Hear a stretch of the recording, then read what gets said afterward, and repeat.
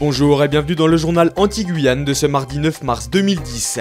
En Guyane, avec près de 26 000 véhicules empruntant chaque jour l'axe de l'île de Cayenne, le carrefour de Suzini est très attendu par les usagers empruntant les routes Montabo, Baduel et Montjoly. En Guadeloupe, après 20 années d'existence du centre de Sainte-Geneviève, le centre d'examen de santé de Boiripo-Abîme offre depuis le mois d'octobre un bilan sanitaire gratuit à destination des plus nécessiteux. En Martinique, Léon Bertrand a été entendu lundi matin au palais de justice de Fort-de-France par un juge d'instruction. Le maire de Saint-Laurent-du-Maroni est en détention provisoire depuis décembre 2009 à la prison de Ducos pour délit de favoritisme et corruption passive.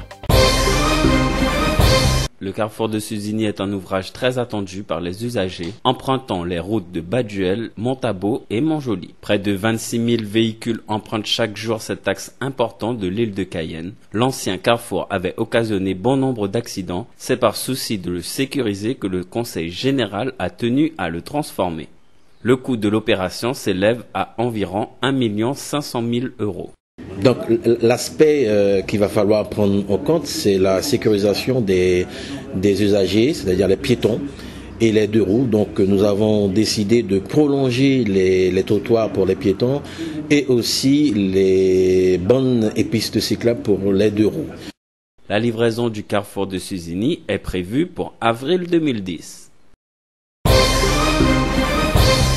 La forêt guyanaise recèle de véritables richesses en matière de biodiversité. L'atout principal de la filière bois est le nombre d'espèces répertoriées, des essences variées et adaptées à chaque usage, construction, ameublement ou encore objets décoratifs. Par ailleurs, certaines essences locales présentent des qualités technologiques exceptionnelles, dont 7 essences de classe de durabilité 4, c'est-à-dire qu'elles peuvent être mises en œuvre sans traitement, même au contact du sol. Et de nombreuses autres peuvent être valorisées pour leur aspect, bois de couleur ou bois précieux. Les structures d'appui spécifiques dédiées à la filière bois fonctionnent en réseau afin de mettre en œuvre de façon concertée la politique forestière élaborée pour la Guyane.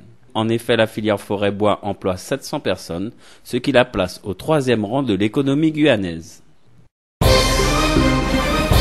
Relancer une offre de service unique dans les départements d'outre-mer dans le cadre de la prévention sanitaire. Le pari est réussi pour le centre d'examen de santé de Boiripo-Abîme qui a ouvert ses portes en octobre dernier après 20 ans d'existence de Sainte-Geneviève. Financé à 100% par la Caisse générale de sécurité sociale, il cible les personnes hors du système de soins et en situation de précarité pour offrir un bilan gratuit tous les 5 ans.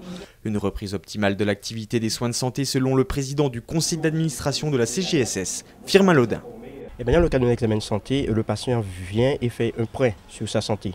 Au-delà de cela, il y a un certain nombre d'examens, bilan de santé qui est fait pour permettre de voir si toutefois il y a des éventuels dépistages, si toutefois il peut avoir quelques problèmes. 9 000 bénéficiaires annuels sont concernés par un centre d'examen de santé qui comporte 3 antennes opérationnelles à Basse-Terre, à Sainte-Rose et au Moule. Lundi matin, au palais de justice de Fort-de-France, le juge d'instruction a entendu le maire de Saint-Laurent-du-Maroni, Léon Bertrand, le président de la CCOG en détention provisoire depuis décembre 2009 à la prison de Ducos pour délit de favoritisme et corruption passive dans l'affaire des marchés publics de la communauté des communes de l'Ouest guyanais, était confronté aux autres cadres et chefs d'entreprise mis en examen dans cette même affaire, cela durant 4h30. De cette confrontation, pas de révélation marquante, Léon Bertrand n'aurait pas été mis en cause, personne n'aurait agi sous ses ordres. Les avocats de l'élu guyanais ont donc déposé une demande de remise en liberté estimant qu'il n'y avait plus désormais d'obstacle juridique. L'ancien ministre du Tourisme sera-t-il libéré avant dimanche pour participer aux prochaines élections? L'élu figure en effet en 3e position sur une liste d'hiver droite en Guyane pour les élections régionales. À 5 jours du premier tour des élections régionales, une question se pose au sein de l'opinion publique et nombreux sont les observateurs qui analysent l'absence de sondage à l'approche du scrutin. Il est vrai que des indiscrétions placent en tête un trio de listes, mais quelle valeur accorder à ces enquêtes menées auprès d'un petit panel de Martiniquais? Pourtant, 48 heures avant la récente consultation populaire, il était aisé de connaître la tendance pour le oui ou le non à la question du statut. Certains candidats font-ils pression pour freiner la diffusion des sondages? Les instituts craignent-ils pour l'éventuelle aide économique que pourrait leur apporter tel ou tel candidat s'il est élu plus tard? Autant de questions qui agitent le microcosme politique à l'heure où les sondages prédisent une large victoire de la gauche sur le plan national. À moins que, comme pour l'heure, notre département subisse un décalage au niveau de l'information.